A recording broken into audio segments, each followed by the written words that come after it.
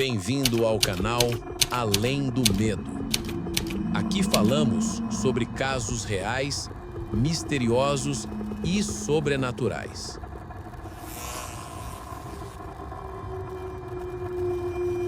Após muita deliberação, reflexão e confissão com o padre aqui em Wandsworth, depois de todos os problemas que causei, não apenas a vocês, a polícia, mas a mim mesmo, a tortura mental pela qual passei, a família da pessoa em questão, devo para minha própria sanidade e a punição que receberei por este crime horrível, desejar agora que fosse eu quem estivesse morto e não a pessoa que matei no pub Tom Tackle.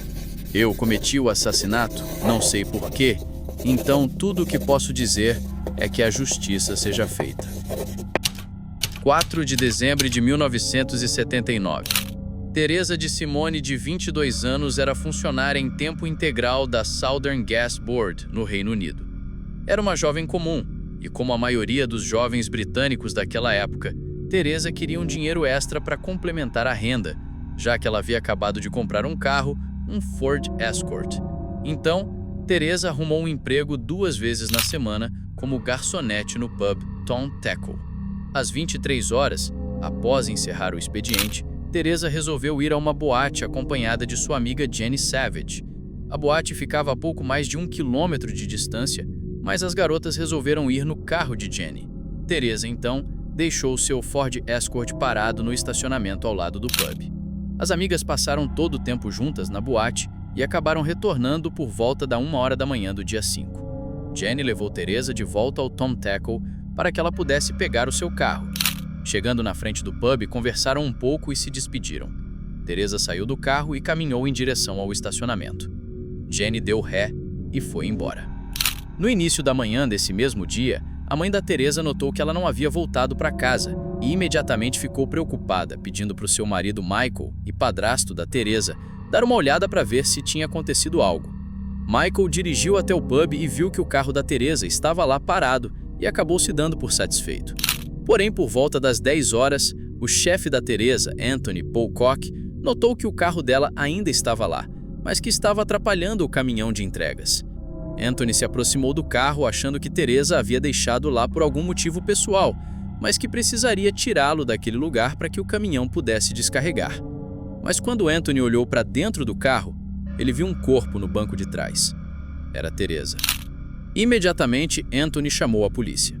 A polícia chegou por volta das 11h45 e a descrição da cena do crime era bizarra. O perito disse: a falecida estava deitada de costas, com a perna dobrada na coxa e no joelho, com o joelho apoiado no encosto do banco e a coxa esquerda correndo ao longo da borda do banco, com a perna pendurada na borda. O corpo estava nu da cintura para baixo e seu seio esquerdo estava exposto. Parte de um par de meias calças foi puxado para baixo até o tornozelo esquerdo. O restante de sua calcinha e a outra parte de suas meias calças foram encontrados no compartimento do passageiro. A morte havia ocorrido entre 1 e 2 horas da manhã de 5 de dezembro, pouco tempo depois da amiga de Teresa ter ido embora. O perito relatou ainda a presença de muco branco espumoso na boca da vítima. Segundo o relatório do próprio perito, a causa da morte foi um estrangulamento longo e lento.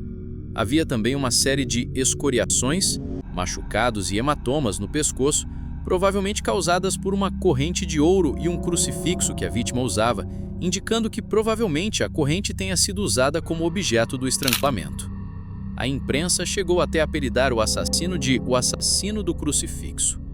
A perícia também constatou que Teresa havia sido vítima de violência sexual. E após análise das amostras de sêmen coletados, foi concluído que o agressor era um homem com o tipo sanguíneo A ou AB. Os pertences da Teresa foram encontrados espalhados em vários locais próximos à cena do crime. Porém, as chaves do carro, o relógio, colares e anéis nunca foram recuperados. O caso chegou a tomar uma grande repercussão midiática na época e a investigação foi comandada pelo superintendente detetive John Porter. Milhares de pessoas foram ouvidas e a lista de suspeitos totalizou 300 homens, sendo um deles Sean Hudson. Na noite de 6 de dezembro, um dia depois do corpo de Teresa ter sido descoberto, Sean havia sido acusado de roubar um carro, e isso chamou a atenção da polícia, já que Sean havia chegado na cidade 2 dias antes do assassinato. Sean foi ouvido pela polícia diversas vezes e tentou acusar um outro homem do assassinato de Teresa, mas esse homem foi logo descartado por possuir tipo sanguíneo O. No dia 9 de dezembro, ele foi acusado pelo roubo do carro. Ficou sob custódia, mas a polícia não conseguia ligá-lo ao crime de Teresa, já que não havia provas que ele estava próximo ao local do crime naquela data. Não se sabe muito sobre a vida de Sean, apenas que ele sempre esteve ligado a crimes menores. Mas alguns fatos curiosos começaram a chamar a atenção. Em 14 de julho de 1980, Sean foi condenado a 3 anos de prisão por um outro crime. Durante esse julgamento, Sean confessou uma série de outros crimes, porém os promotores chegaram à conclusão de que vários deles não poderiam ter sido cometidos por Sean, sendo que alguns eram relativos ao período em que ele estava preso. Até que no dia 11 de dezembro de 1980, algo estranho aconteceu. Sean pediu para ver um padre. O padre Frank Moran foi designado e Sean confessou que estava tendo pesadelos horríveis, que o rosto de uma mulher que ele havia matado não saía da cabeça dele e que ele estava extremamente preocupado, já que estava próximo de fazer 1 ano da morte daquela mulher. No dia seguinte, ele também confessou o mesmo relato para um agente penitenciário e dias depois escreveu uma carta. Após muita deliberação, reflexão e confissão com o padre aqui em Wandsworth, depois de todos os problemas que causei, não apenas a vocês, a polícia, mas a mim mesmo, a tortura mental pela qual passei, a família da pessoa em questão, devo, para minha própria sanidade e a punição que receberei por este crime horrível, desejar agora que fosse eu quem estivesse morto e não a pessoa que matei no pub Tom Tackle. Eu cometi o assassinato, não sei porquê, então tudo o que posso dizer é que a justiça seja feita. Na semana seguinte, Sean foi levado pelos agentes até Southampton, onde deu maiores informações sobre o assassinato. Mostrou onde havia jogado os pertences de Teresa e deu detalhes sobre a cena do crime. Segundo a polícia, Sean deu detalhes que somente o verdadeiro assassino poderia conhecer. O julgamento foi realizado no Tribunal da Coroa de Winchester, em 1982, e durou 15 dias. Sean não quis prestar depoimento. Em 5 de fevereiro de 1982, 2 anos após a morte de Teresa de Simone, o júri emitiu de forma unânime o veredito de culpado a Sean Hodgson. O juiz do caso chegou a emitir a seguinte declaração: "É um veredito com o que concordo inteiramente. Não tenho a menor dúvida de que você foi culpado deste crime horrível e terrível de matar aquela mulher." Sean foi condenado à prisão perpétua. Finalmente, o verdadeiro assassino havia sido pego. Ou, pelo menos, era isso que a polícia dizia. Acontece que havia algumas pontas soltas nessa história. Em 1983, Sean entrou com um recurso para recorrer contra a condenação, algo no mínimo curioso para quem havia confessado o crime. O problema era que os depoimentos de Sean haviam pesado muito contra ele, dificultando qualquer apelação. Pouco tempo depois, o tribunal negou o recurso.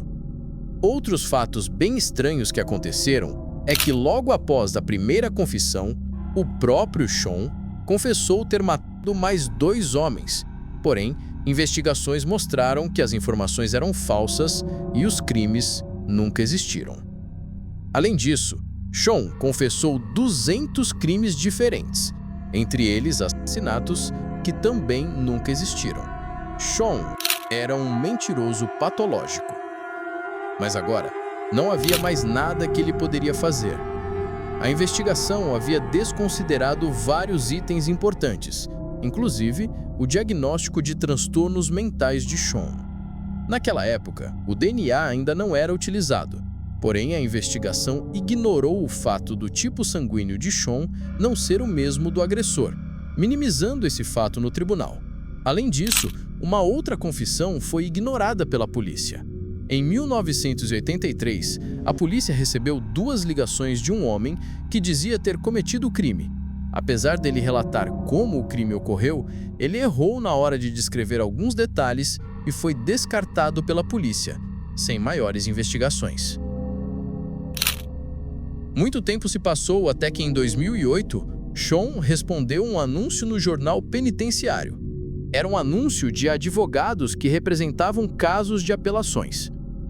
Os advogados se interessaram pelo caso de Sean e o advogado Hag Chand passou 4 meses tentando coletar provas, levantar documentos e rastrear amostras do caso. A busca foi a coisa mais difícil que já encontrei em minha vida pessoal e profissional. Foi como encontrar uma agulha num palheiro. Passei meses perseguindo pistas falsas e burocracia implacável, mas não estava preparado para aceitar isso, pois o instinto me dizia que as amostras estariam em algum lugar. Perseverei porque tinha um pressentimento de que algo estava errado. Chand atuou de graça no caso de Sean. A investigação de Chand levou à redescoberta de um arquivo de evidências em um parque industrial em Midlands, do qual eles pareciam ter esquecido. Lá estavam armazenados todos os esfregaços colhidos pelos investigadores em dezembro de 1979. Em dezembro de 2008, o Crown Prosecution Service notificou os advogados de Sean sobre os resultados iniciais da análise de DNA. E em 30 de janeiro de 2009, foi confirmado que o sêmen detectado não poderia ter sido originário de Hodgson. Pouco tempo depois, a condenação foi anulada. Acompanhado pelo seu irmão Peter, Hodgson saiu do Royal Courts of Justice como um homem livre e inocente após 27 anos de prisão injusta. Ao longo de sua vida, Sean retornou à prisão devido a outros casos e mais informações desconexas sobre outros crimes. Em 27 de outubro de 2012, 3 anos após sua libertação, Sean faleceu, vítima de enfisema. Mas afinal, quem foi o verdadeiro assassino de Teresa de Simone? Em 2009, com a repercussão e reabertura do caso, as autoridades cruzaram o perfil genético encontrado na cena do crime com o Banco de Dados Nacional do Reino Unido. O sistema acusou uma correspondência perfeita com um dos perfis do banco de dados. O perfil era de David Lace, o homem que havia confessado o crime para a polícia em 1983. David confessou o assassinato em 17 de setembro de 1983. Ele deu uma declaração à polícia de que havia roubado uma mochila e dinheiro em 4 de dezembro de 1979 da casa de repouso em Portsmouth, onde ele estava morando, e depois caminhou para Southampton. Ele estava próximo da parte de trás do pub Tom Tackle quando de Simone foi deixada por sua amiga, e então se aproximou de Simone quando ela entrou em seu próprio carro. Primeiro bateu na janela e perguntou as horas, mas depois forçou sua entrada no banco do motorista ao lado dela e trancou as portas para impedi-la de escapar. Uma vez lá dentro, ele a agrediu sexualmente e a estrangulou usando o cinto de segurança do passageiro no carro. Então, pegou sua bolsa e joias e se escondeu por aproximadamente 10 minutos antes de ir para a estação central de Southampton e pegar um trem de volta para Portsmouth. Como ele havia descrevido erroneamente evidências significativas, incluindo o carro e as roupas de Simone, a polícia rejeitou sua declaração, arquivando-a junto com outras 6 confissões do crime. Na época, o time legal de Hodgson nunca foi informado de sua existência. David Lace havia cometido suicídio em dezembro de 1988. O caso de Teresa de Simone ficou conhecido mundialmente como um dos maiores erros judiciais da história britânica e um dos exemplos mais marcantes de como a ciência forense pode reescrever o passado. Se essa história te fez pensar, compartilhe, porque a verdade só existe quando é contada.